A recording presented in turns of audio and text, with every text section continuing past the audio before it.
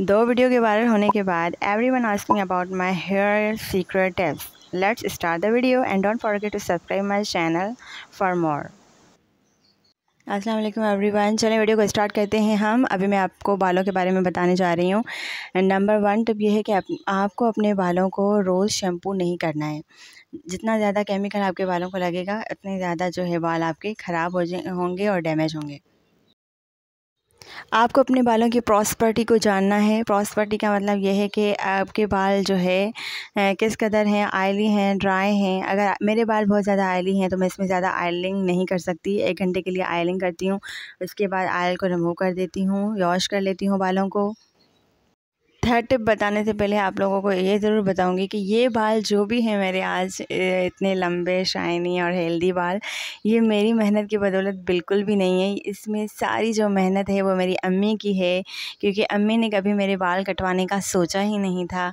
अम्मी ने हमेशा मुझे जो है इनकरेज किया कि बाल लंबे होने चाहिए, बेटियों के बाल बहुत लंबे होते हैं, लंबे बाल जो है अच्छी लड़की की निशानी होती हैं।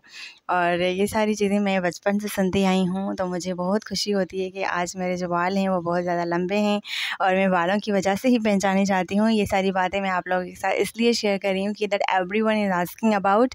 टिकटॉक पे जब मेरी 2 वीडियोज़ बालों की वजह से वायरल हुई थी तो आई वाज़ शॉक्ड कि वाक़ई मेरे पास इतने अच्छे बाल हैं, लाइक सीरियसली। और फिर मुझे लगा कि हाँ, वाक़ई मैं तो बहुत अच्छे बालों के साथ हूँ, मतलब बहुत अच्छे बालों की मालिक हूँ। तो यस, मुझे अब अच्छा फ़ील होने लगा है। आप सबके भी ये बाल ऐसे हो जाएंगे। अब थर्ड टिप की तरफ आते हैं। थर्ड टिप ये है कि आपको अपने बालों का अच्छे से हेयर स्टाइल बनाना है डेली बेसिस पे। पिन्स लगा दें, हेयर बैंड लगा दें, कोई सा भी ब्रेड बना लें, कोई सा भी हेयर स्टाइल ना, क्योंकि जब आपका अच्छा हेयर स्टाइल होगा, आपके अंदर कॉन्फिडेंस आएगा, आपके बाल बहुत अच्छे लगेंगे। क्योंकि मेरा मूड जो है वो बालों पे डिपेंड करता है। जिस दिन बाल अच्छे लग रहे होते हैं मेरा मूड बहुत अच्छा होता है, जिस दिन बाल बिल्कुल बुरे लग रहे होते हैं मेरा मूड भी बिल्कुल ख़राब होता है। यानी बालों से हमारे फर्स्ट टिप ये है कि ज़रूरत से ज़्यादा जो है DIY प्रोडक्ट्स ना यूज़ करें बालों पे, और डाई कराने से भी बचें। डाई कराने से आपके बाल जो हैं वो बहुत ज़्यादा वाइट हो जाते हैं और फिर वो रिकवर नहीं हो पाते हैं।